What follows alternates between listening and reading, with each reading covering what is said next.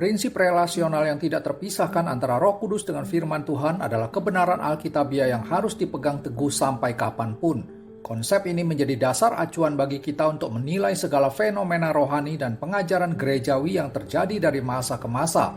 Dengan berlandaskan pada kesatuan antara Roh Kudus dan Alkitab semata, barulah firman Tuhan akan menjadi pelita yang menerangi dan memimpin kehidupan orang beriman di segala zaman. Dalam sejarah gereja pernah timbul gerakan yang meninggikan Roh Kudus dengan merendahkan atau menyepelekan firman Tuhan.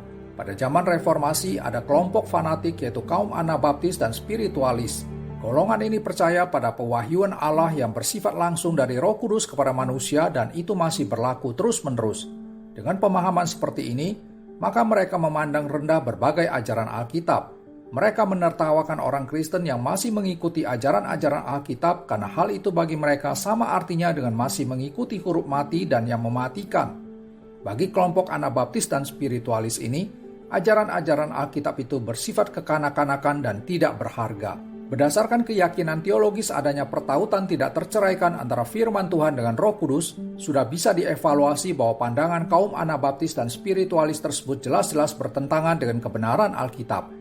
Konsep roh tanpa firman sudah pasti tidak beres dan nyata sekali bukan pengajaran yang Alkitabiah.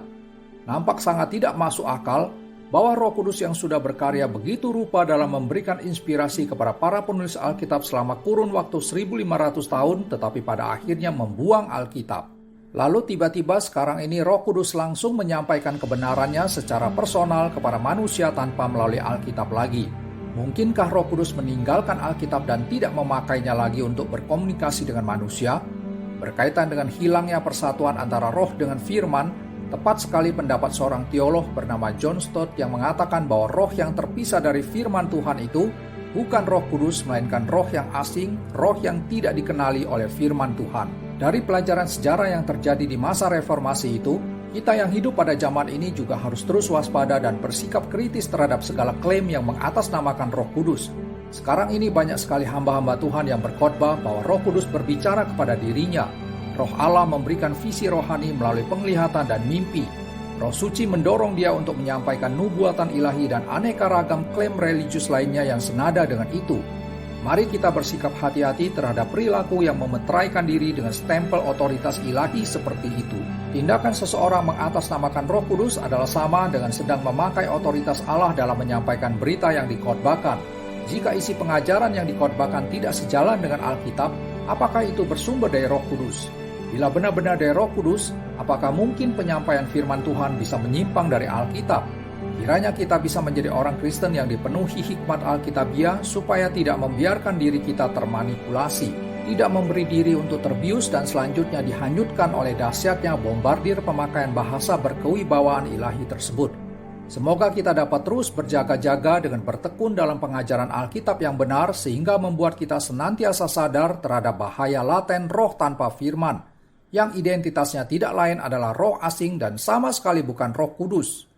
Realitas ketidakterpisahan Roh Kudus dengan firman Tuhan seharusnya mendorong kita untuk memiliki kepekaan rohani sehingga berkemampuan dalam mengenali roh Tuhan yang sejati dengan roh yang cuma sekedar mengklaim diri seperti itu. Rasul Yohanes mengatakan, "Saudara-saudaraku yang kekasih, janganlah percaya akan setiap roh, tetapi ujilah roh-roh itu, apakah mereka berasal dari Allah. Sebab banyak nabi-nabi palsu yang telah muncul dan pergi ke seluruh dunia." 1 Yohanes 4 ayat 1. Dalam ayat ini, secara jelas Roh Kudus memberikan perintah melalui Rasul Yohanes agar orang percaya menguji dan membuktikan sendiri kesejatian dirinya sebagai roh Allah yang telah berkarya memberikan firman Tuhan tertulis bagi manusia.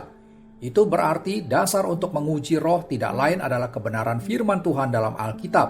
Segala ciri dan tanda yang benar tentang Roh Kudus hanya dapat ditemukan dalam Alkitab. Firman Tuhan mengajarkan bukan hanya Roh Kudus yang bersaksi tentang kebenaran otoritas Alkitab, tetapi Alkitab juga bersaksi mengenai otentisitas pribadi Roh Kudus. Roh Allah yang benar adalah roh yang sesuai dengan gambaran Alkitab tentang dirinya. Roh yang senantiasa berkomunikasi dan selalu berkarya dalam keselarasan dengan kebenaran Alkitab. Di luar dari ketentuan demikian, kita tidak boleh ragu untuk menolaknya sebagai roh yang berkemampuan dalam penyamaran seperti figur malaikat terang, padahal sebenarnya adalah roh penguasa kegelapan. 2 Korintus 11 ayat 14.